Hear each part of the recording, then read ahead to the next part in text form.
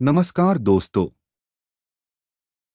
आपका हमारे YouTube channel पर स्वागत है। शिव जी, विष्णु जी और नारद मुनि की प्रेरक कथा। अहंकारी व्यक्ति दूसरों की अच्छी सलाह पर ध्यान नहीं देता है और फिर समस्याओं में फंस जाता है। शिव जी, विष्णु जी और नारद मुनि से जुड़ी कथा है। एक बार नारद मुनि ने कामदेव को पराजित कर दिया तो इस बात का घमंड हो गया। इसके बाद नारद जी जहां जाते वहां अपनी तारीफ करने लगते। ऐसे ही एक दिन वे शिव जी के पास पहुंच गए। नारद जी ने शिव जी के सामने अपनी प्रशंसा करना शुरू कर दी। नारद मुनि से पहले शिव जी ने भी कामदेव को भस्म कर चुके थे, लेकिन इसके लिए शिव जी ने क्रोध किया था।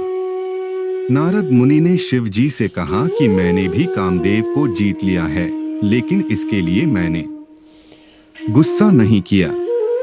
शिव जी नारद मुनि की बातें सुनकर समझ गए कि इन्हें अहंकार हो गया है।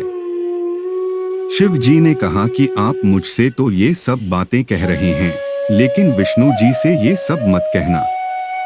शिव जी सलाह सुनकर नारद जी को लगा कि शिव जी को मेरी प्रशंसा अच्छी नहीं लग रही है, इसलिए ऐसा कह रहे हैं।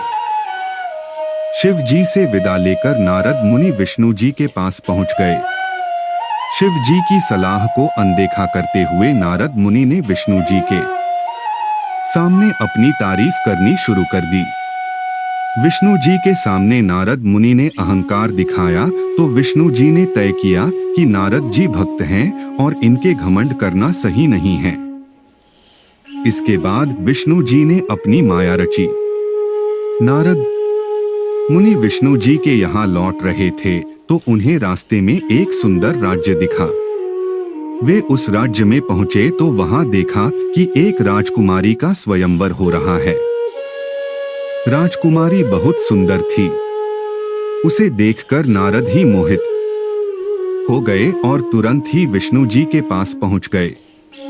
नारद मुनि ने विष्णु जी से कहा कि आप मुझे सुंदर रूप दे दीजिए ताकि मैं उस स्वयंवर में जाऊं और वह राजकुमारी मुझे अपना वर चुन ले। मैं उससे विवाह करना चाहता हूं। विष्णु जी ने नारद जी से कहा कि मैं वही करूंगा जो आपके लिए अच्छा है।